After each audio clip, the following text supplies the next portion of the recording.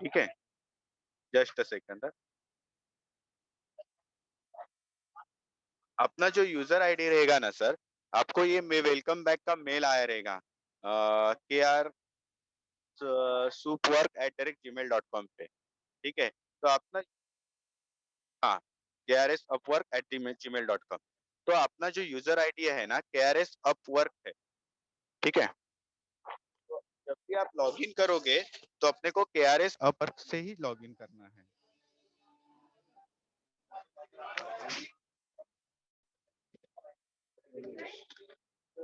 ये आपका user ID है। आपका डिफॉल्ट पासवर्ड रहता है सीबॉस का mosl@123। तो अपना वेबसाइट है mocboss.motilal oswal.com। ठीक है,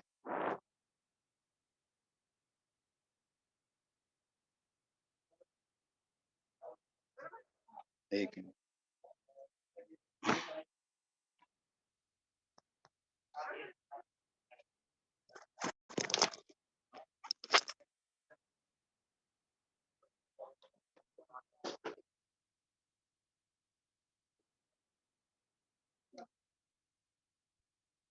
उसका सीबॉस का जो by by default password set करना होता है mosl@123। ये देख लीजिएगा। ठीक है, mosl@123।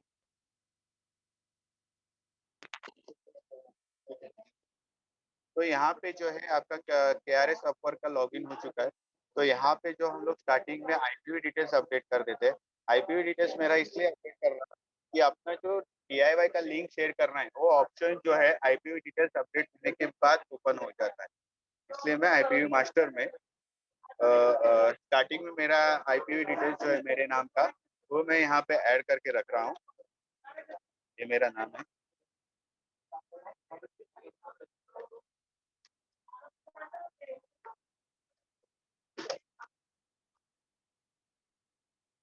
हाँ, ये बताता हूँ, एक मिनट। एक एक डालने का। अभी ये जो सेबी रजिस्ट्रेशन नंबर है, अभी जैसे कि अपना फ्रेंचाइजी कोड परसों के दिन आया हुआ है। तो कैसे होता है, जब आपके डॉक्यूमेंट सबमिट हो जाते हैं एक्सचेंज के बाद, एक्सचेंज में, उसके बाद में 8 दिन के बाद आपको एक्सचेंज की तरफ से सेबी रजिस्ट्रेशन नंबर आ जाता है। तो तलक अपने को ये मोतीलाल ओसवाल का जो रजिस्ट्रेशन नंबर है INC 0001588836, वो यूज करना होता है। ठीक है, तो ये मैंने यहाँ पे ऐड करके रख दिया है।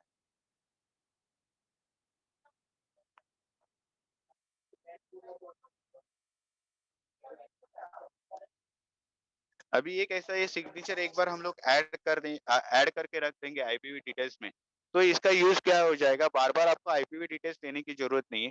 जब भी आपका क्लाइंट अकाउंट ओपनिंग करेगा ना, तो ये आईपीवी डिटेल्स जो है डिजिटली उसके अकाउंट अकाउंट में कैप्चर हो जाएगा। ठीक है, ये ऐड हो गया। ये देखो अपना डैशबोर्ड में भी यहाँ पे दिख रहा है। अपना मेन ब्रांच दिख रहा है, उसके बाद में आपका जो KRS अपवर्क का यूजर आईडी है वो दिख रहा है, person name, SEBI registration number, और कभी क्रिएट किया है वो दिख रहा है। अगर इसके ऊपर हम लोग डबल क्लिक करेंगे तो एडिट के लिए भी आ जाएगा, और जिसका आपने सिग्नेचर अपलोड किया हुआ है वो सिग्नेचर भी आपको यहाँ पे शो हो जाएगा। ठीक है, अभी मेन टॉपिक को हम लोग स्टार्ट कर देते हैं। तो अकाउंट ओपनिंग का लिंक शेयर करने के लिए पहले आपको क्या करना है, पहले अपने को पार्टनर लॉगिन करना है अपना। उसके लिए अपना वेबसाइट है www.motilaloswal.com। ये motilaloswal.com पे आने के बाद अपने को यहाँ पे पार्टनर कॉर्नर के बाद पार्टनर लॉग पे आना है। यहाँ पे आपको यूजर आईडी आपका डालना है, RKRS Upwork. By by default ये पार्टनर लॉगिन का आपका पासवर्ड रहेगा MOSL_123। ये चाहिए तो नोट डाउन कर लीजिएगा सर। यस, और ये यूजर आईडी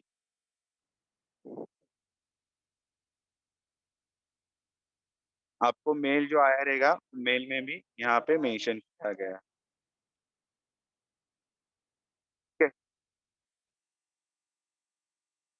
अभी स्टार्टिंग में आपको ब्रोकरेज और डीपी टैरिफ क्या रहता है वो एक्सप्लेन कर देता हूँ। बाजू में कुछ चालू है क्या सर? थोड़ा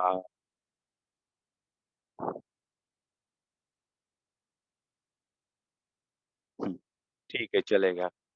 तो स्टार्टिंग में जो है अपने यहाँ पे ब्रोकरेज स्कीम क्लाइंट को हम लोग क्या चार्ज करते हैं, उसके बाद में डीपी टैरिफ मतलब डीपीएमसी स्कीम क्या है अपनी, वो मैं आपको एक्सप्लेन करता हूँ, ठीक है? तो अपने पास कैसे है जैसे कि क्लाइंट के अकाउंट हम लोग ओपन करते हैं, आप डीआईवाई के थ्रू करो या मैन्युअली एक-एक सिंगल-सिंगल अकाउंट ओपन करो। तो अपने यहाँ पे जो है अकाउंट के टाइम पे 4 ब्रोकरेज स्कीम दिए गए हैं, क्लासिक ट्रेडिशनल, प्राइम, प्रीमियम। अभी वो डिटेल्स आपको चेक करना है तो आप कहाँ से चेक कर सकते हो? तो पार्टनर लॉगिन करने के बाद ई-केवाईसी कस्टम ब्रोकरेज एक नया पेज ओपन होगा। ई-केवाईसी में कस्टम ब्रोकरेज फर्स्ट ऑप्शन, ये देखो। हुँ, तो कस्टम ब्रोकरेज का पेज ओपन होने के बाद आपको यहाँ पे आपका फ्रैंचाइज़ी कोड, उसके बाद में अपना franchisee name, sub broker type में ऑल सिलेक्ट करना है या केआर ये सिलेक्ट कर सकते हो और एप्लीकेशन में फ्रैंचाइज़ी ये सिलेक्ट करना है। ये सिलेक्ट करने के बाद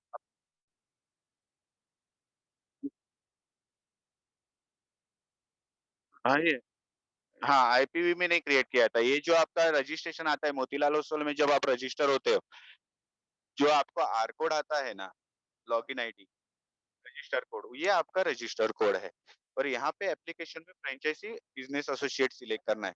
अभी ये 4 स्लैब जो है, ये 4 स्लैब हम लोग को अकाउंट ओपनिंग के टाइम पे क्लाइंट को लगाने हैं। मतलब ये 4 स्लैब में ब्रोकरेज स्लैब है, हर एक स्लैब में अलग-अलग ब्रोकरेज है, ठीक है? वो आप यहाँ से एक्शन में जाके ये व्यू का बटन है, यहाँ पे क्लिक करके चेक कर सकते हो कि कौन से स्लैब में क्या ब्रोकरेज है। जैसे कि क्लासिक में 50 डिलीवरी के लिए 50 पैसा, ट्रेडिंग के लिए 5 पैसा, ठीक है? डिप्टी टेरिफ 5 स्कीम ऑलरेडी है यहाँ पे। डेरिवेटिव्स में 5 पैसा है। ऑप्शन के लिए ₹100 पर लॉट, नॉन निफ्टी और निफ्टी के लिए ₹50 पर लॉट। तो इस तरीके से यहाँ पे ब्रोकरेज स्लैब क्रिएट करके दिए गए हैं। अ, हर एक स्लैब में देखने जाओगे ना तो हर एक स्लैब स्लैब में ब्रोकरेज जो है अलग-अलग है। ये कभी यूज़ आएगा जब आप manually one by one account open करोगे ना, तभी यूज़ आएगा। अगर डीआईवाई के थ्रू क्लाइंट अकाउंट ओपन करता है, तो उसको बाय डिफ़ॉल्ट जो क्लासिक में ब्रोकरेज है, 5 पैसा, 50 पैसा, वो बाय डिफ़ॉल्ट ब्रोकरेज चार्ज होगा, ठीक है? अगर इसमें ये चारों स्लैब में से मतलब चारों स्कीम में से कौन-सा भी प्लान आपको अगर सेट करना है आपके हिसाब से एडिट करके, तो आप वो एडिट भी कर सकते हो। जैसे कि एक्शन में यहाँ पे एडिट का ऑप्शन दिया गया है।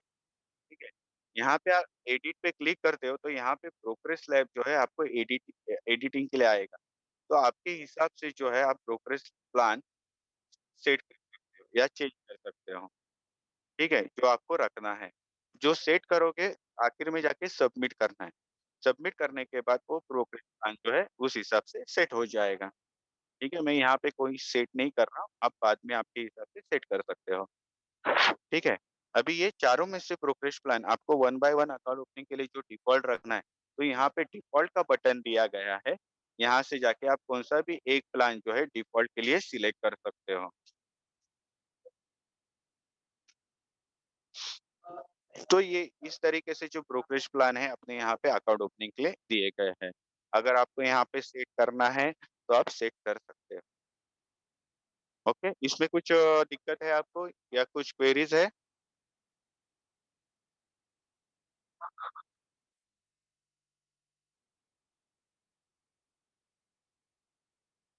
हाँ, हाँ। वो उसी के इसी के अकॉर्डिंग उनको वो ब्रोकरेज स्लैब चार्ज हो जाए मतलब ब्रोकरेज चार्ज होगा और जो क्लाइंट खुद ओपन करेंगे डीआईवाई के थ्रू, उनको क्लासिक वाला जो ब्रोकरेज है by default 5 do it yourself. हुँ, मतलब जो हम लोग क्लाइंट को हाँ, हाँ, वही डीआईवाई अकाउंट ठीक है? इसमें कुछ दिक्कत है आपको, कुछ क्वेरीज़ है? ये कैसा बेसिक है, बेसिक आइडिया आपको रहेगी, मैं बता रहा हूँ आपको, ठीक है? और एक डीपी टेरिफ रहता है, डीपी की मैं बताता हूँ, डिपॉजिटरी पार्टिसिपेंट जो डीपी अकाउंट रहता है, उसके annual maintenance charge as a broker हम लोग लेते हैं। वो क्लाइंट को क्या चार्ज होते हैं वो मैं आपको एक्सप्लेन कर देता हूँ। फिर अपना अकाउंट ओपनिंग का लिंक कैसे शेयर करने का, और लिंक शेयर करने के बाद क्लाइंट कैसे अकाउंट ओपन करेगा वो हम लोग पीपीटी देखेंगे, राइट।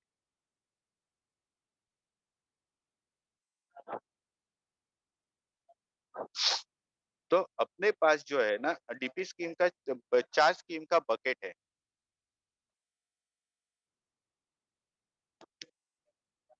उसमें से है टीआरएक्स 17, टीआरएक्स 5 ईयर 17, एएमसी 17 और लाइफ टाइम 19। ये 4 स्कीम का बकेट है अपने पास में। मतलब अकाउंट ओपनिंग के टाइम पे आप ये 4 टीपी स्कीम में से कौन-सा भी एक टीपी स्कीम जो है क्लाइंट को चार्ज कर सकते हो। ठीक है? ये जो टीपी स्कीम है इसमें से 2 स्कीम जो है ईयरली है, एक स्कीम 5 ईयरली है और एक स्कीम जो है लाइफ टाइम के लिए है। जो क्लाइंट डीआईवाई के थ्रू अकाउंट ओपन करेंगे, उनको जो है टीआरएक्स 17 एडीपी स्कीम जो है, ये बाय डिफ़ॉल्ट चार्ज होगा। मतलब बाय डिफ़ॉल्ट उसका एप्लीकेबल होगा। अभी टीआरएक्स 17 ये ईयरली चार्जेस है। ईयरली चार्जेस क्लाइंट को 234 प्लस 234.82 पैसा लगता है। मतलब 199 प्लस जीएसटी पकड़ेंगे तो उसका ईयरली चार्जेस होता है 234.82। ठीक है? ये क्लाइंट को ईयरली पे करना है। उसमें ये जो सेटलमेंट चार्जेस लगते हैं, मतलब क्लाइंट जब भी डिलीवरी सेल करेगा, टीपी सेल करेगा, तो उसको पर स्क्रिप्ट या पर आईएसएन फ्लैट ₹35, नहीं तो उसके पर स्क्रिप्ट के टर्नओवर पे 0.035% व्हिचएवर इज़ हायर के हिसाब से उसको चार्ज हो जाएगा विथ जीएसटी। वैसे ही अगर share client of market share transfer करता है, मतलब एक डीपी से दूसरे डीपी में, तो विद इन एमओएफएसएल रहेगा तो उसको फ्लैट ₹40, नहीं तो उसका जो टर्नओवर रहेगा वो पर्टिकुलर स्क्रिप्ट का, उसके ऊपर 0.04% whichever is higher with GST के हिसाब से उसको चार्ज लगेंगे। सेम बाद में वाला स्कीम है टीआरएक्स 5 ईयर 17। ये टीआरएक्स 17 जैसे ही है, इसमें हम लोग 799 प्लस जीएसटी पकड़ के 942 रुपीस लेते हैं अपफ्रंट 5 इयर्स के लिए। मतलब अगर आज अकाउंट ओपन करता है और टीआरएक्स 5 ईयर 17 सिलेक्ट करता है, तो नेक्स्ट 5 साल के लिए उसको एएमसी चार्जेस नहीं देना होता है। लेकिन उसमें जो सेटलमेंट चार्जेस रहते हैं और 20 रुपीस पर स्क्रिप्ट, नहीं तो पर उसका जो पर स्क्रिप्ट का टोटल टर्नओवर रहेगा उसके ऊपर 0.25% व्हिचएवर इज हायर के हिसाब से चार्जेस लगते हैं विद जीएसटी। वैसे ही ऑफ मार्केट ट्रांसफर में टीपी टू टीपी ट्रांसफर करता है तो उसको विद इन एमओएफएसएल 30 रुपीज, नहीं तो 0.04%, और आउटसाइड एमओएफएसएल करता है तो 40 रुपीज या 0.04% विच एवर इज हायर के हिसाब से उसको चार्जेस लग जाते हैं। ठीक है। फिर तीसरा स्कीम अपना आता है एएमसी 17। एएमसी 17 में क्या है, एएमसी 17 क्लाइंट को ईयरली चार्जेस पे करना है। उसका विदाउट जीएसटी 1098 चार्ज होता है, विद जीएसटी पकड़ेंगे तो उस क्लाइंट को 1295 जो है वो पे करना होता है ईयरली। लेकिन यहाँ पे जो है क्लाइंट जो डीपी सेल करेगा सेटलमेंट के लिए, जो उसका डीपी जाएगा, उसको जो डीपी सेटलमेंट के चार्जेस है वो लगते नहीं, ये टोटली नील है। लेकिन क्लाइंट अगर DP to DP share transfer करता है ऑफ मार्केट, तो उसको पर आईएसएन उसका जो टोटल टोटल टर्नओवर रहेगा 3% व्हिचएवर इज हायर के हिसाब से चार्जेस लग जाते हैं। ठीक है। और उसके बाद में अपना लास्ट टीपी स्कीम है लाइफ टाइम 19। ये जो स्कीम है 25,000 का है, मतलब 2500 का है। इसके ऊपर जीएसटी पकड़ेंगे तो 2950 क्लाइंट को पे करना होता है। ये काय के लिए रहता है, अगर क्लाइंट जो लॉन्ग टर्म इन्वेस्टर है और वो लाइफ टाइम 19 स्कीम लेता है तो उसको पर ईयर चार्जेस नहीं पे करना होता है। चार्जेस है वो फ्लैट 20 रुपीज है, विद जीएसटी पकड़ के 23 रुपीज 60 पैसे लग जाते हैं। ठीक है। तो इस हिसाब से जो है हम लोग क्लाइंट को डीपी स्कीम जो है चार्ज करते हैं। इसमें कुछ दिक्कत है सर आपको? हेलो?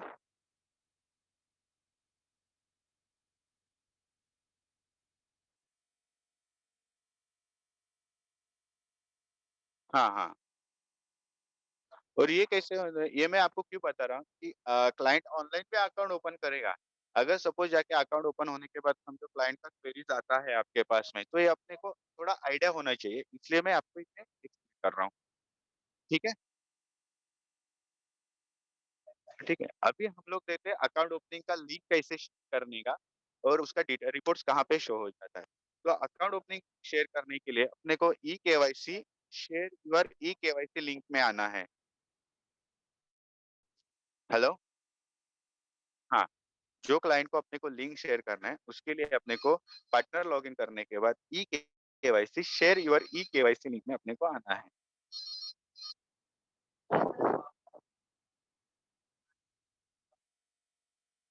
ठीक है? ये होने के बाद देखो यहाँ पे डिफ़ॉल्ट जो जैसे मैंने आपको पहले ब्रोकरेज स्लैब में बताया, क्लासिक का जो है बाय डिफ़ॉल्ट यहाँ पे क्लिक किया गया है। ठीक है? उसके बाद में ये रेफर के विंडो में ये जो लिंक अकाउंट ओपनिंग का लिंक है, ये कॉमन लिंक है आपका। मतलब ये कॉमनली आप क्लाइंट को मतलब हर क्लाइंट को सेंड कर सकते हो। अगर इंडिविजुअली आपको सेंड करना है क्लाइंट को, तो यहाँ पे शेयर वाया मोबाइल और शेयर वाया ईमेल का ऑप्शन दिया हुआ है। तो यहाँ पे आपको क्लाइंट का नाम मेंशन करना है, क्लाइंट का जो नंबर है वो मेंशन करना है और वो सबमिट करना है। तो इंडिविजुअली क्लाइंट को यहाँ से अकाउंट ओपनिंग का लिंक जाएगा। लेकिन मोबाइल नंबर पे लिंक शेयर करते समय आपको ये ध्यान रखनी है कि क्लाइंट का नंबर जो अगर डीएनडी में एक्टिवेट है, डू नॉट डिस्टर्ब में, तो क्लाइंट को वो मोबाइल पे लिंक नहीं रिसीव होगा। तो आपको क्या कर सकते हो, तो यहाँ पे जाके वो लिंक लिए कॉपी कर सकते हो और उसको व्हाट्सएप या अपने से नॉर्मली टेक्स्ट मैसेज करके भेज सकते हो। ठीक है? ये एक ऑप्शन है। उसके बाद में दूसरा ऑप्शन है शेयर वाया ईमेल। क्लाइंट का जो रजिस्टर ईमेल आईडी है, जो भी आपके पास क्लाइंट ईमेल आईडी देगा, तो उसके ईमेल आईडी यहाँ पे मेंशन करके आप वो क्लाइंट को ईमेल आईडी पे लिंक सेंड कर सकते हो। ईमेल आईडी डालना है, सबमिट करना है। क्लाइंट को लिंक वहाँ पे रिसीव हो जाएगा। ये दोनों सिंगल-सिंगल का है। बल्क में अपने को जो अगर ईमेल या मोबाइल पे लिंक शेयर करना है, तो यहाँ पे अपलोड एक्सेल का ऑप्शन दिया गया है। ठीक है? तो यहाँ पे ये सैंपल फॉर्मेट है कि कौन से सैंपल में अपने को एक्सेल बनाना है, यहाँ पे फॉर्मेट दिया दिया गया है। ये फॉर्मेट में से आप एट अ टाइम 1000 क्लाइंट को अकाउंट ओपनिंग का लिंक शेयर कर सकते हो। ये फॉर्मेट मैं बता देता हूँ आपको।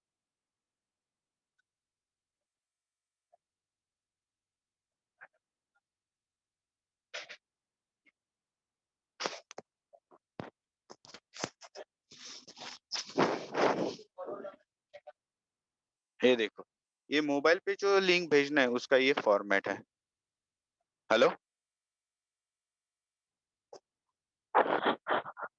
हुँ, हुँ।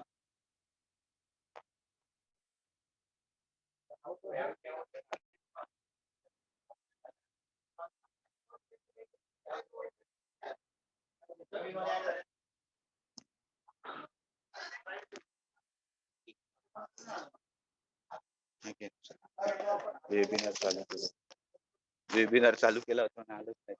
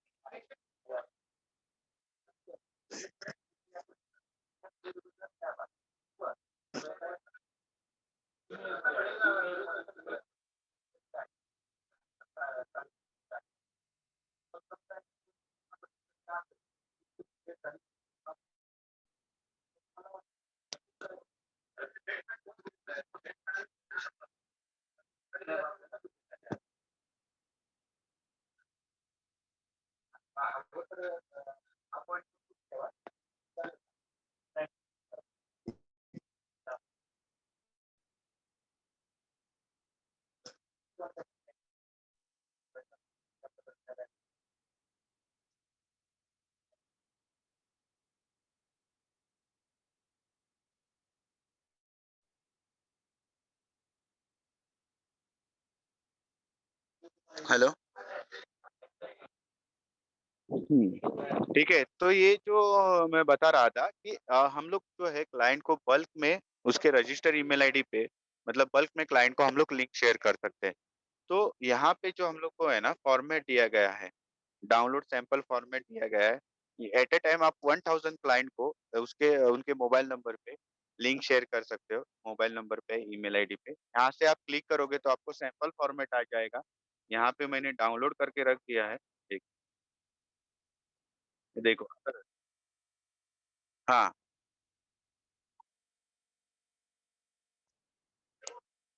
हुँ। नहीं, 1000 लोगों को आप एक साथ में भेज सकते हो, उसमें कोई दिक्कत नहीं आएगी आपको। आपको सिर्फ क्या करना है क्लाइंट का नहीं, कोई दिक्कत नहीं।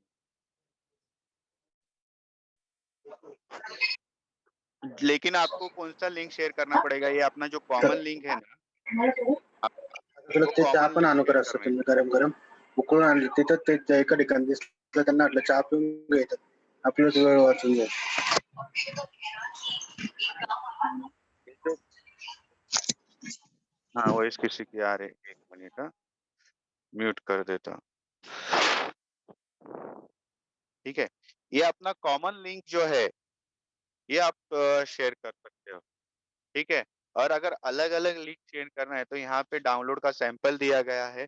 आपको नॉर्मली क्लाइंट का नाम, मोबाइल नंबर एंटर करना है, वहाँ पे जाके फाइल अपलोड करना है। तो वन शॉट 1000 क्लाइंट को लिंक शेयर हो जाएगा। और उसका स्टेटस जो है, आप यहाँ पे यूटिलिटी करके ऑप्शन दिया गया है। तो यूटिलिटी में आपको यहाँ पे पता चल जाएगा। ये मोबाइल नंबर मतलब जो नंबर पे आपने लिंक भेजा गया है, उनका मोबाइल नंबर आपको यहाँ पे शो हो जाएगा। उसके बाद में एक एसएमएस स्टेटस चेक हो जाएगा। आपका नंबर बता सकते हैं क्या सर? एक सैंपल के लिए डाल दूँ ये नंबर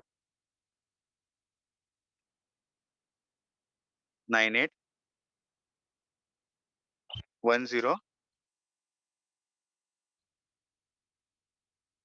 हेलो? जी, 1 सेकंड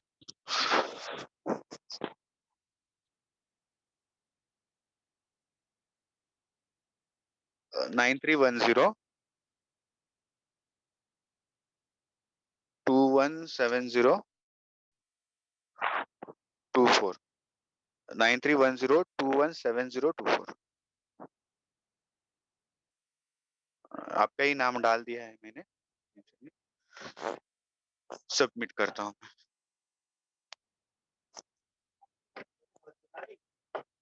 1 मिनट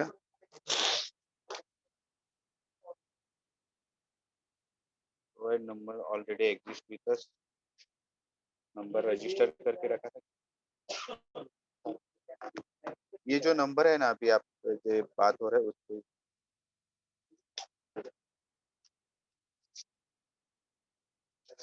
ये जो पहले नंबर दिया है ना वो रजिस्टर है अपने पास में मोतीलाल ओसवाल में। शायद से देखते हैं।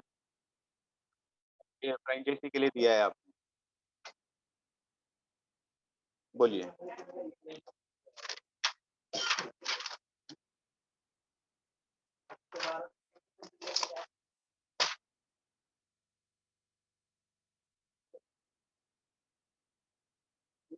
वो देखो एक हो 9310227246 हो गया रोहित शर्मा के नाम पे तो टेंशन। ये देखो नंबर डालने के बाद क्लाइंट का तो रेफरल यूआरएल जनरेट है मतलब क्लाइंट को लिंक दिया गया है, लिंक चले गए। हाँ, दो बार आया रहेगा। यूटिलिटी में अब नंबर दिया गया है, वो मोबाइल नंबर आपको यहाँ पे शो हो जाता है।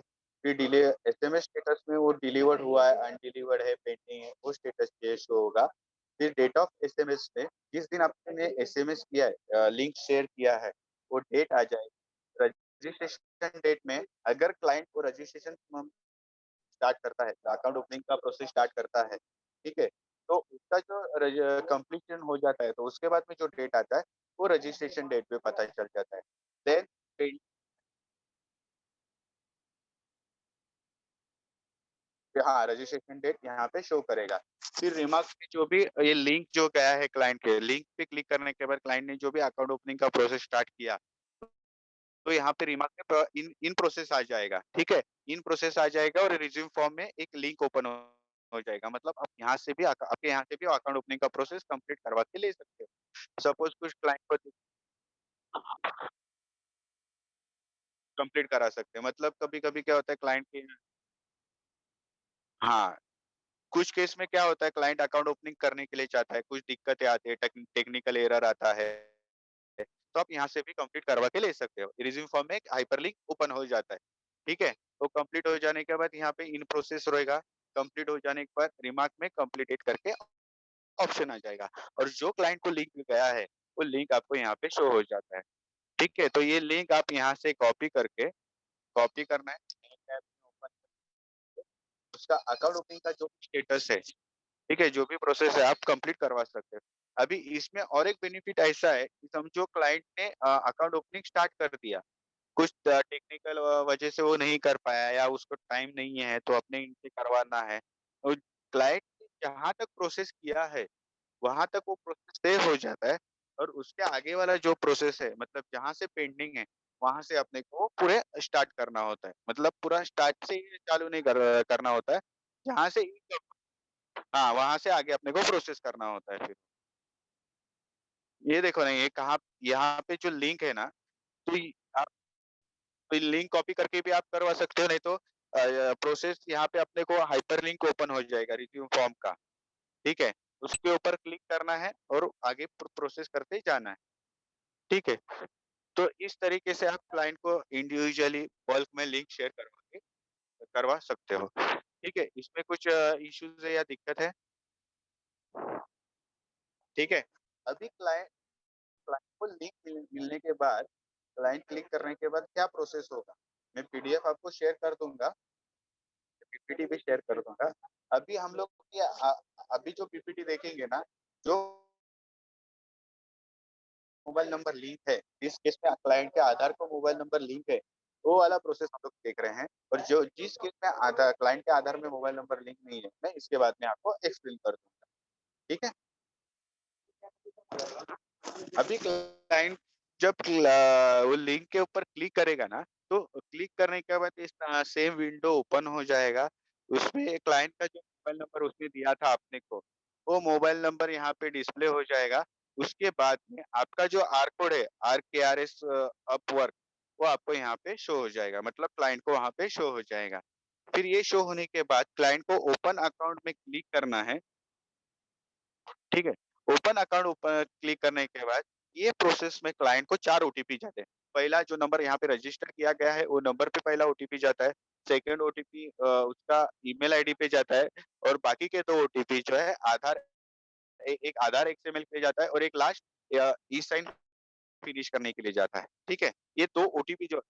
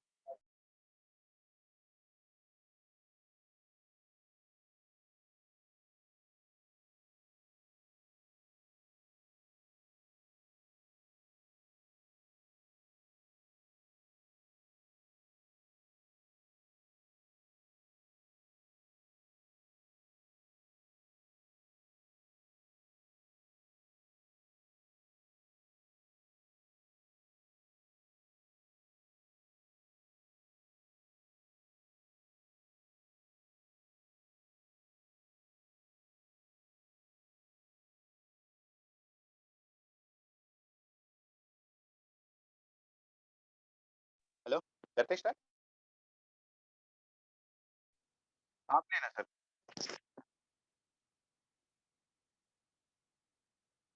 3 एक ही लिंक जाता है सर। हाँ, बोलिए ना।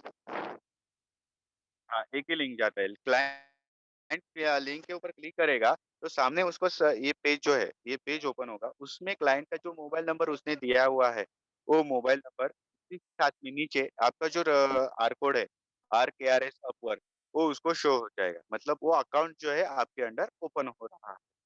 ठीक है? ये शो होने के बाद ओपन अकाउंट पे क्लाइंट को क्लिक करना है। ओपन अकाउंट पे क्लिक करने के बाद पहला उसको स्टार्टिंग में उसको मोबाइल पे ओटीपी जाएगा। ये मोबाइल पे ओटीपी क्यों जाएगा? एज़ पर सेबी गाइडलाइंस कुछ-कुछ केस में ऐसे फाइंड आउट हुआ है कि मोबाइल नंबर किसी किसी ने रॉन्ग नंबर दिया हुआ है या किसी ने थर्ड पार्टी नंबर दिया हुआ है। तो सेम क्लाइंट का ही नंबर है, वो वेरिफाइड करने के लिए पहला ओटीपी जाता है मोबाइल पे। तो क्लाइंट को वहाँ पे मोबाइल ओटीपी एंटर करना है, देन उसका जो ईमेल आईडी है, वैलिड ईमेल आईडी यहाँ पे उसको एंटर करना है। अभी जो क्लाइंट ईमेल आईडी एंटर करेगा ना, वो ईमेल आईडी पे भी ओटीपी जाएगा क्योंकि कुछ केस ऐसे फाइंड आउट हुए हैं कि क्लाइंट कभी-कभी ईमेल आईडी जो है ना जो इनएक्टिव हुआ है, डीएक्टिवेट है या रॉन्ग ईमेल आईडी दिया है, थर्ड पार्टी का ईमेल आईडी दिया है, तो वो ईमेल आईडी वेरीफाई करने के लिए एक ओटीपी चले जाता है। क्योंकि क्या होता है जो ईमेल आईडी क्लाइंट देने वाला है अपने पास, उसके ऊपर क्लाइंट की जो इन्फॉर्मेशंस है, कॉन्ट्रैक्ट नोट हो या उसके रिपोर्ट्स है, वो सेम ईमेल आईडी पे फॉरवर्ड किए जाते हैं। इसलिए वो ईमेल आईडी में वैलिड ईमेल आईडी एंटर करना मैंडेटरी है। ईमेल आईडी में एंटर करने के बाद प्रोसीड पे क्लिक करना है। प्रोसीड पे क्लिक करने के बाद क्लाइंट को यहाँ पे ब्रोकरेज स्कीम जो है क्लासिक और टीआरएक्स 17 जैसे मैंने पहले बताया आपको 5 पैसा 50 पैसा उसको बाय डिफ़ॉल्ट लगता है। वो यहाँ पे क्लासिक जो ब्रोकरेज स्कीम है बाय डिफ़ॉल्ट शो हो जाता है। देन उसको जो डीपी स्कीम है टीआरएक्स 17 मतलब ईयरली टू 34.82 पैसे वाला, वो यार डीपी स्कीम बाय डिफ़ॉल्ट यहाँ पे लग जाता है। देन क्लाइंट को जो है ना ट्रेडर सिलेक्ट करना होता है। तो उधर कुछ सिलेक्शन करना नहीं होता है, डायरेक्टली आपका जो आर कोड है, आपको वहाँ पे शो होगा। इस पेज में क्लाइंट को क्या करना है पेमेंट मोड 2 दिए जाते हैं।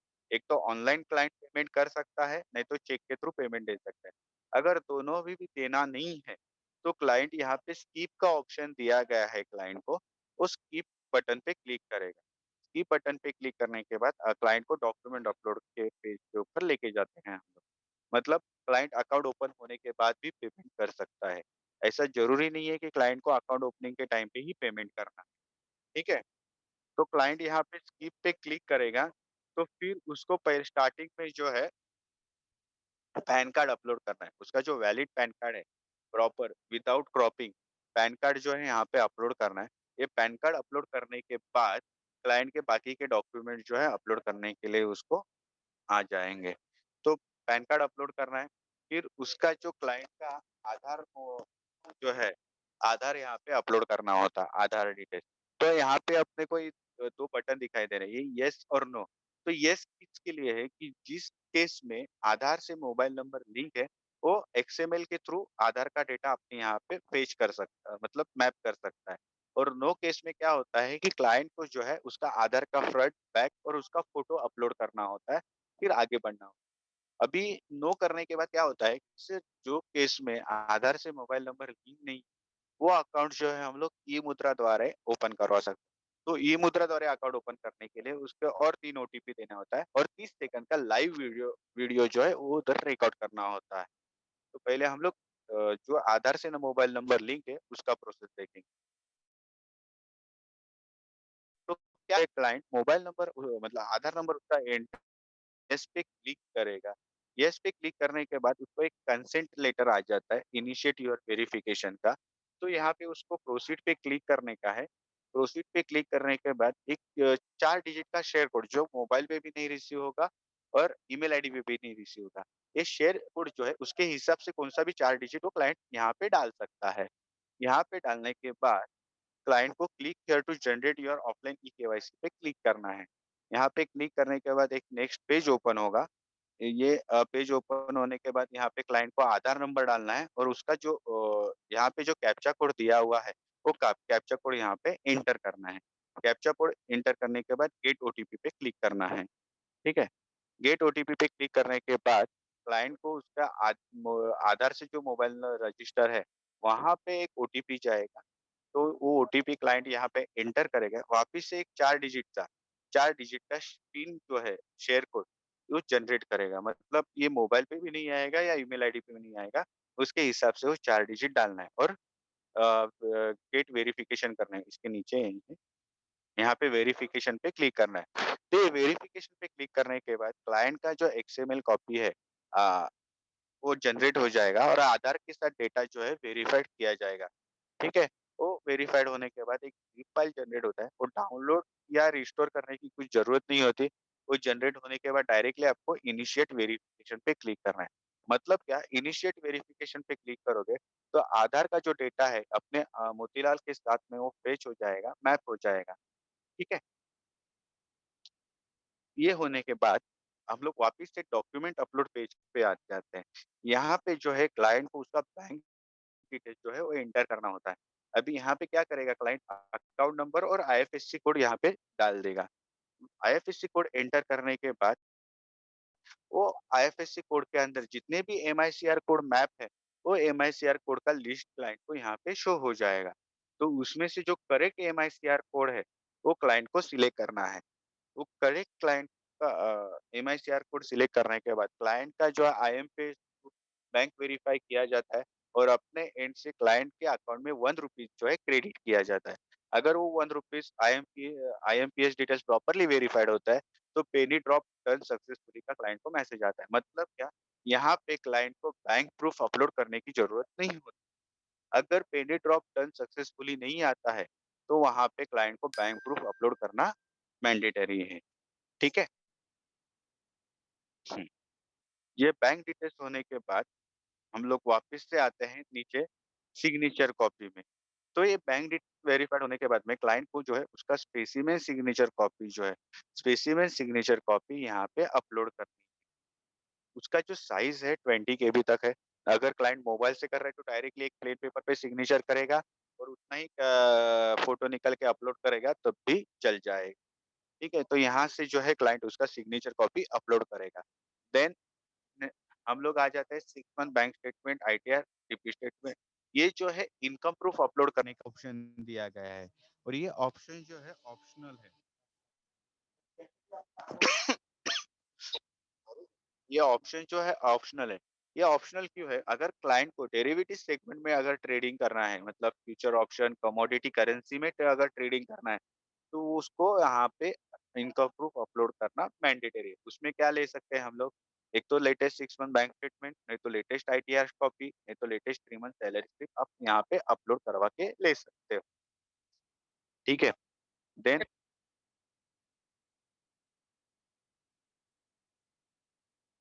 हुँ, हाँ, ई-मुद्रा का प्रोसेस करना होगा, वो भी मैं आपको ये स्लाइड खत्म होने के बाद में बता देता हूँ। ठीक है? मतलब वो भी प्रोसेस है अपने पास में, मतलब जिस केस में आधार नंबर लिंक नहीं है। नहीं तो क्या होता है, कुछ केस में क्या होता है कि सर आधार नंबर मतलब आधार कार्ड 10-20 साल पुराना रहता है, उसमें चुनाव नंबर लिंक किया रहता है। फिर क्लाइंट वो नंबर नहीं चेंज करता, वो नंबर डीएक्टिवेट हुआ रहता है, तो उसको ओटीपी नहीं रिसीव होगा।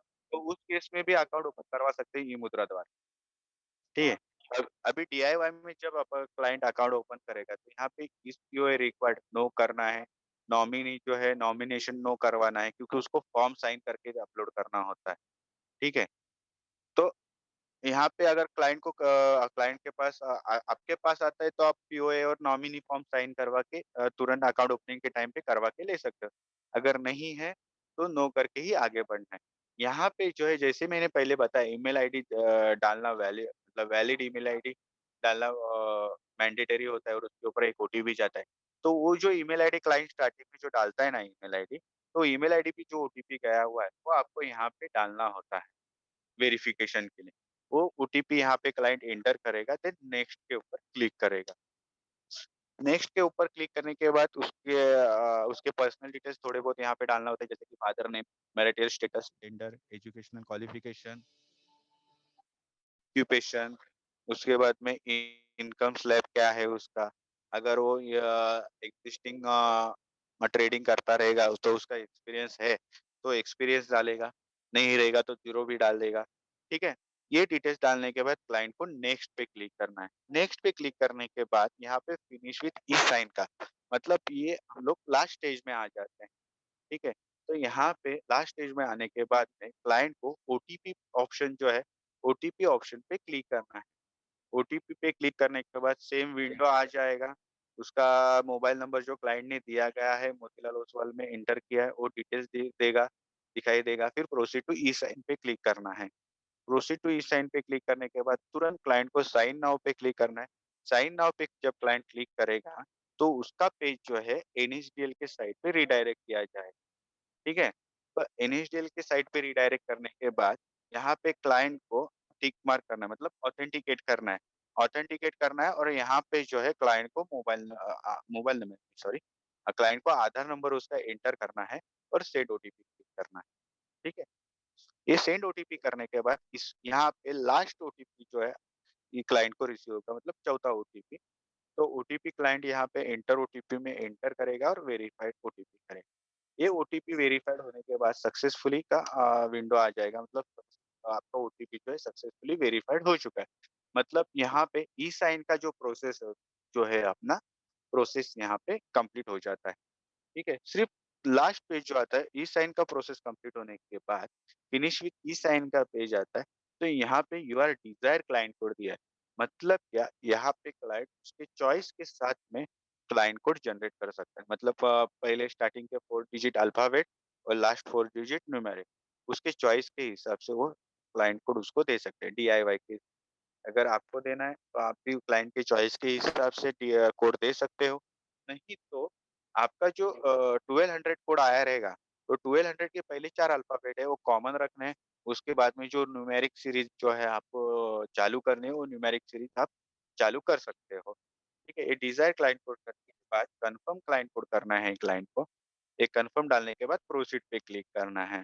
जब क्लाइंट प्रोसीड पे क्लिक करेगा, तो उसको कांग्रेचुलेशन का मैसेज आएगा, उसका नाम आएगा और उसने जो ट्रेडिंग कोड जनरेट किया है, उसके चॉइस के हिसाब से, वो ट्रेडिंग कोड दिखाई देगा और पासवर्ड जो है उसमें लिख के आएगा has been sent your registered email ID.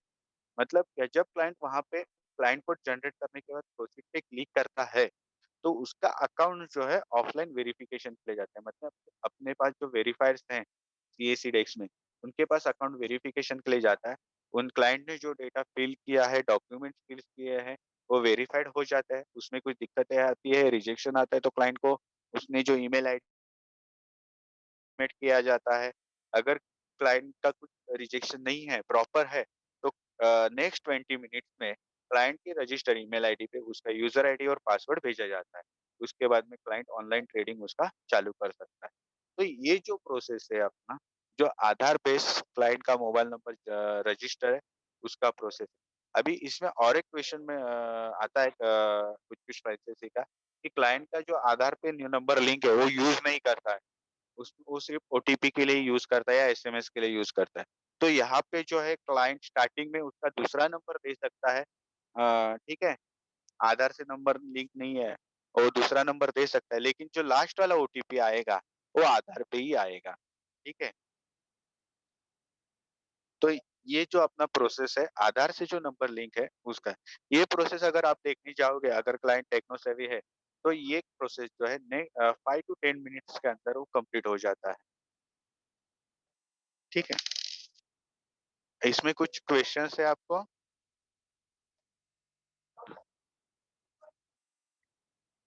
इसमें कुछ क्वेश्चन है। ठीक है? अभी दूसरा प्रोसेस मैं आपको बता देता हूँ। दूसरा प्रोसेस क्या है, अगर क्लाइंट के आधार से जो मोबाइल नंबर लिंक नहीं है, और सपोज़ क्लाइंट का आधार से मोबाइल नंबर लिंक है, लेकिन वो डीएक्टिवेट हो चुका है, उसके ऊपर ओटीपी वगैरह नहीं आता, तो क्लाइंट क्या करेगा, तो जहाँ पे डॉक्यूमेंट अपलोड करते हैं, यहाँ से क्या? यहाँ पे। तो यहाँ तक जो प्रोसेस है पैन अपलोड तक का, पैन अपलोड तक का प्रोसेस जो है सेम है। ठीक है? लेकिन जब आधार अपलोड करना चाहेगा ना क्लाइंट, तो क्लाइंट को आधार नंबर जो है उसका उधर वहाँ पे एंटर करना है और नो पे क्लिक करना है। नो पे क्लिक करने के बाद, नो पे क्लिक करने के बाद क्लाइंट को उसका आधार का फ्रंट, बैक और उसका photo, passport size photo upload करने का ऑप्शन आ जाएगा। तो क्लाइंट क्या करेगा, यहाँ पे उसका आधार का फ्रंट, बैक और फ़ोटो यहाँ पे अपलोड करेगा विदाउट मास्किंग। अभी कैसे होता है कि नेट से हम लोग मास्किंग वाला भी आधार कार्ड डाउनलोड कर सकते हैं। लेकिन यहाँ पे जो आधार अपने को अपलोड करना है, वो विदाउट मास्किंग वाला अपलोड करना है। मतलब आधार के जो भी 12 डिजिट नंबर है, वो प्रॉपर वहाँ पे शो होने चाहिए। ठीक है? तो अनमार्क्ड आधार कॉपी जो है क्लाइंट को यहाँ पे अपलोड करना है। यहाँ पे अपलोड करने के बाद यहाँ पे एक प्रोसेस जो है एडिशनली ऐड हो जाती है, वो है ऑफलाइन वेरिफिकेशन की। मतलब क्या हम लोग यहाँ पे एक्सएमएल अपलोड नहीं कर रहे हैं। यहाँ पे जो है एक्सएमएल अपलोड नहीं कर रहे हैं, आधार से डेटा वेरीफाइड नहीं कर रहे हैं। इसलिए क्या होता है क्लाइंट को उसने जो डॉक्यूमेंट्स एंटर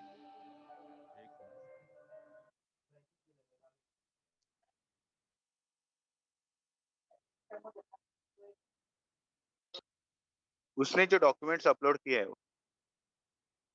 उसको जो है ना वेरीफाई करने के लिए आते हैं। मतलब क्या उसने जो फोटो अपलोड किया है, आधार कार्ड अपलोड किया है, तो प्रॉपर अपलोड हुआ है या नहीं, प्रॉपर डेटा फेच हुआ है या नहीं, तो उसके एंड से वेरीफाई करने के लिए वो डिटेल्स आपको यहाँ पे शो हो जाते हैं। तो क्लाइंट को क्या करना है, यहाँ पे उसका डिटेल्स शो हो जाएगा। यहाँ पे देखो client photo, passport, pan colour copy, यहाँ पे वो क्लिक करेगा। क्लिक करने के बाद यहाँ पे उसको इमेज दिखाई देगा। उसने जो डॉक्यूमेंट अपलोड किए हैं, उसका इमेज यहाँ पे शो हो जाएगा। अगर वो प्रॉपर अपलोड हुआ है, यहाँ पे डेटा प्रॉपर अपडेटेड है, तो यहाँ पे टिक मार्क के ऊपर क्लिक करना है। मतलब क्या वो डॉक्यूमेंट वैलिडेट करना है। अगर उसमें कुछ रिजेक्शन है, क्लाइंट को लगता है यहाँ यहाँ पे गलत डॉक्यूमेंट अपलोड किया है मैंने, तो ये क्रॉस का जो बटन दिया है, उसके ऊपर वो क्लाइंट क्लिक करेगा। मतलब वो डॉक्यूमेंट जो है अपलोड रिजेक्टेड हो जाएगा। मतलब उसको दूसरा डॉक्यूमेंट, प्रॉपर डॉक्यूमेंट अपलोड करने के लिए वहाँ पे ऑप्शन अवेलेबल हो जाएगा। तो कैसे कर सकता है कि क्रॉस के ऊपर क्लिक करना है, ऐड मोर पे क्लिक करना है, फिर वहाँ पे जो करेक्ट डॉक्यूमेंट वहाँ पे जाके अपलोड करना है। फिर यहाँ पे जाके सेव करना है, प्रॉपर डॉक्यूमेंट वैलिडेट करके सेव करना है। सेम वैसे ही एड्रेस डिटेल्स में आपको करना है, बैंक डिटेल्स में करना है, नॉमिनी अगर किया रहेगा तो नॉमिनी डिटेल्स में करना है, और सबसे आखिर में आईपीवी में करना है। तो आईपीवी में क्या करना है, आईपीवी में जैसे कि मैंने अभी मेरा सिग्नेचर अपलोड करके रख दिया है स्टार्टिंग में, ठीक है? सिग्नेचर जो पर्सन का आईपीवी डिटेल्स हम लोग ने अपलोड कर दिया है, वो क्लाइंट को यहाँ पे शो हो जाएगा। तो उसका नाम, जो पर्सन का आईपीवी डिटेल्स है उसका नाम, आपका ब्रांच कोड, वो पर्सन का मतलब फ्रैंचाइज़ी का नाम, आपका रजिस्ट्रेशन नंबर और उसका सिग्नेचर आपको यहाँ पे शो हो जाएगा, क्लाइंट को शो हो जाएगा। तो क्लाइंट क्या करेगा, वो प्रॉपर दिखाई दे रहा है, क्लियर है, तो यहाँ पे वैलिडेट करेगा, वैलिडेट करने के बाद सेव करेगा, उसके बाद में जनरेट पीडीएफ करेगा और वेरिफाइड के ऊपर क्लिक करेगा। वेरिफाइड के ऊपर क्लिक करने के बाद यहाँ पे आप लोग को e sign 3 finish with e sign का पेज ओपन होता है। यहाँ पे भी 3 ऑप्शन दिए गए हैं, ओटीपी, बायोमेट्रिक और ऑफलाइन ई साइन। तो जो नंबर से आधार से नंबर लिंक नहीं है, तो ओटीपी और बायोमेट्रिक का कुछ काम नहीं आएगा क्लाइंट को। क्लाइंट को क्या करना है, ऑफलाइन ई साइन पे क्लिक करना है। अभी जब क्लाइंट ऑफलाइन ई साइन पे क्लिक करेगा, तो यहाँ पे क्लाइंट को जो है ना 5 मिनट का जो प्रोसेस है, वो एडिशनल यहाँ पे ऐड हो जाता है। तो क्या ऐड हो जाता है, मैं आपको पीपीटी में बड़े इसमें दिखाता हूँ।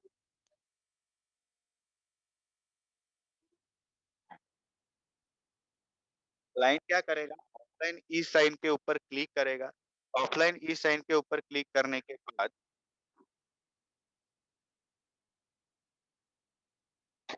हेलो, हाँ, ऑफलाइन ई साइन के ऊपर क्लिक करने के बाद उसका पेज जो है ई मुद्रा के साइट के ऊपर रिडायरेक्ट कर दिया जाएगा। ई मुद्रा जो है ऑफलाइन ई केवाईसी वेरिफिकेशन का अपना वेंडर है। तो वो उसको जो है लाइव वीडियो रिकॉर्डिंग लगता है। तो यहाँ पे क्लाइंट का ओटी 2 ओटीपी का प्रोसेस बढ़ जाता है। यहाँ पे टोटल क्लाइंट को ओटीपी मिल जाते हैं, 2 मोबाइल पे और 1 ईमेल आईडी पे, ठीक है? तो स्टार्टिंग में क्लाइंट को क्या करना है, पहले डिज़ायर पिन और कन्फर्म पिन, यहाँ पे जो है क्लाइंट को 6 डिजिट का पिन नंबर जो है वो जनरेट करना है। ये 6 डिजिट का पिन नंबर क्लाइंट को के मोबाइल नंबर पे या रजिस्टर ईमेल आईडी पे नहीं आएगा। उसके हिसाब से वो 6 डिजिट का नंबर जनरेट करेगा, ठीक है?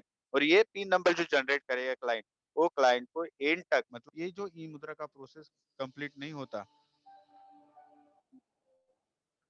ई मुद्रा,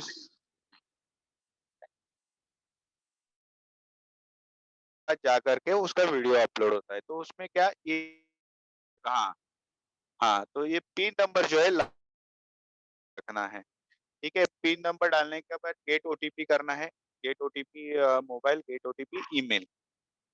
ठीक है? वो क्लिक करने के बाद क्लाइंट के जो नंबर उसने रजिस्टर किया है, ईमेल आईडी रजिस्टर किया हुआ है, उसके ऊपर उसको एक ओटीपी रिसीव होगा। वो ओटीपी एंटर करना है, कैप्चा कोड एंटर करना है और सबमिट पे क्लिक करना है। सबमिट पे क्लिक करने के बाद उसको मतलब ये फॉर्मेट में आते हैं, मोबाइल पे आएगा तो AX ई-मुद्रा टेस्ट करके आएगा और ईमेल पे आएगा तो eMudra.com से उसको ओटीपी आ जाएगा। ये फॉर्मेट दिया गया है। ठीक है? तो वो कैप्चा कोड डालने के बाद सबमिट करना है। सबमिट करने के बाद क्लाइंट का जो पेज है कंटिन्यू टू वीडियो रिकॉर्डिंग पे आएगा।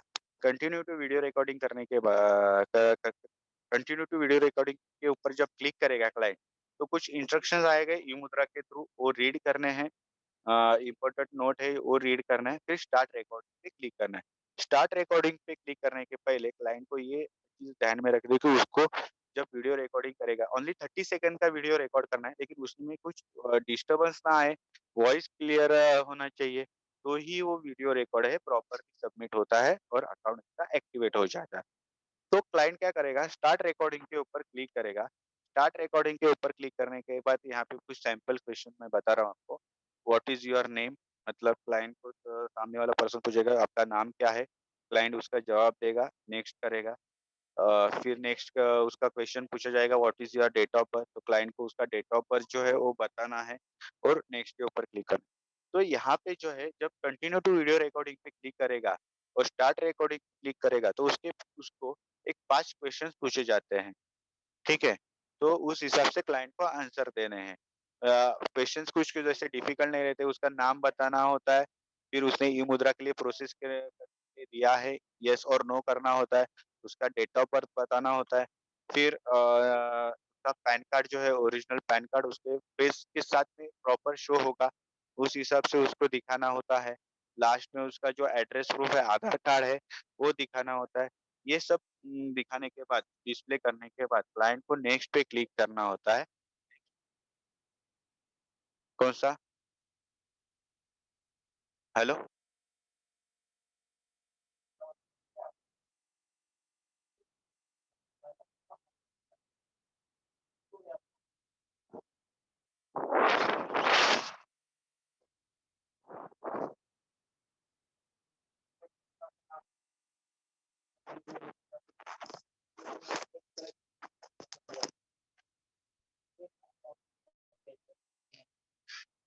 15 कॉल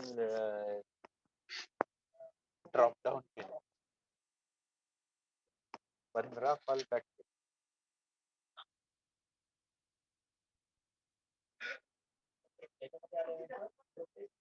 नाही, नाही आता ट्रेनिंग करतोय ना त्याच्यामध्ये. ट्रेनिंग. हॅलो?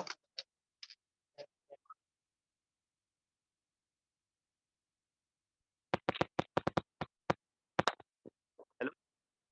हाँ, हाँ कंटिन्यू करते हैं. ठीक है, चलिए.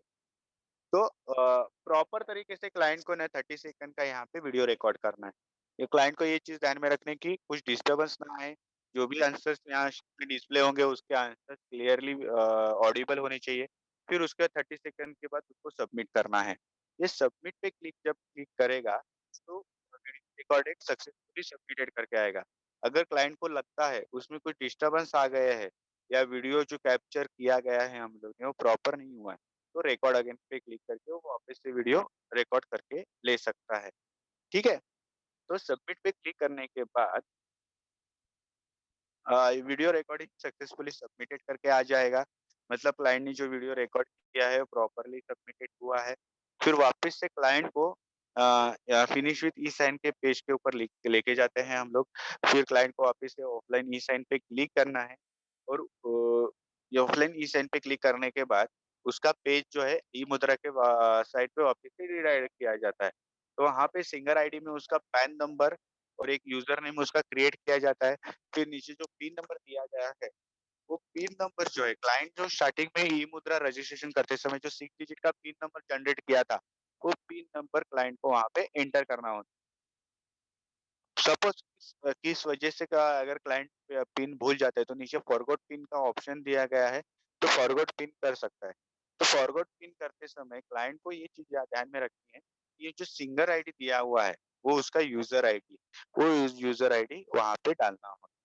तो बेस्ट पॉसिबल है क्लाइंट को बोलना है कि जो आप पिन जनरेट करोगे 6 डिजिट वाला, वो आपको लास्ट तक याद रखना है। मतलब एक नोट डाउन करके रख दीजिएगा, मतलब आगे जाके दिक्कतें ना आए।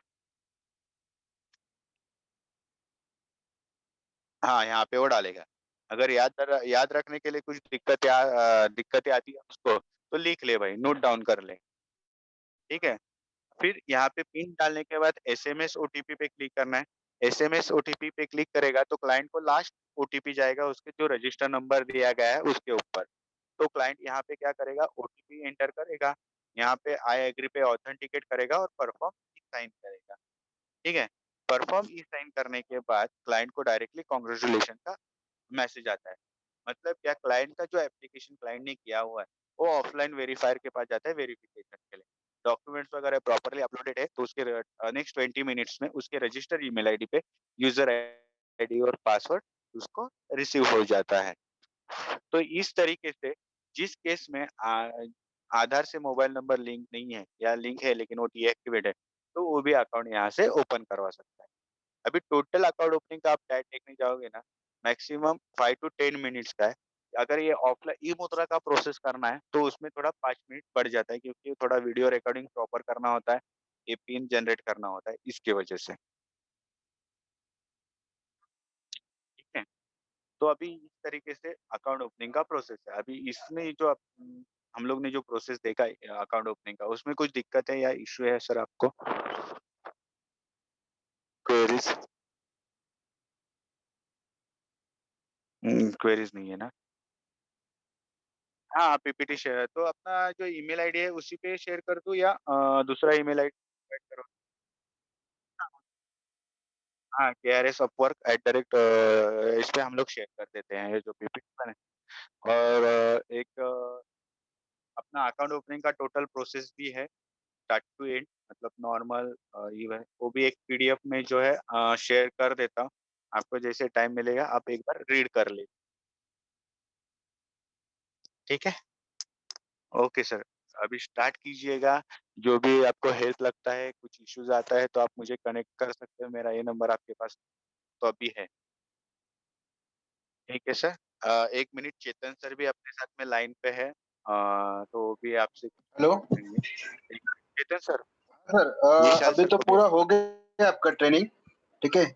कुछ भी दिक्कत होता है तो विशाल और वैभव आपके साथ में है, ठीक है? मैं भी हूँ साथ में ही, ओके। इन केस अगर मुझे नहीं लग रहा है अभी कि ये जो पूरा प्रेजेंटेशन है तो इससे आगे कुछ दिक्कत होगा, बट लेट्स सी कि अगर कुछ लगता है तो तीनों का नंबर आपके पास है, कभी भी आप एनी टाइम कॉल करो, ठीक है? और अभी ट्राई करो सर कि एक 10 दिन में हम लोग मैक्सिमम अकाउंट के लिए फोकस करते हैं।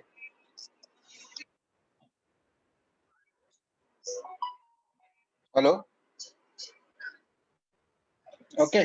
ट्राई करो आज आज और कल में ना सर, आपके जितने भी स्टाफ है ना, उनके एक बार आप अकाउंट ओपन कर लो, ठीक है? एक थोड़ा आपको भी कुछ मतलब माइनर कुछ दिक्कत रहेगी तो वो भी प्रैक्टिकली ओपन जो आपके बाजू में रहेगा बंदा, तो वो सॉल्व हो जाएगा, ओके? चलेगा सर, ओके,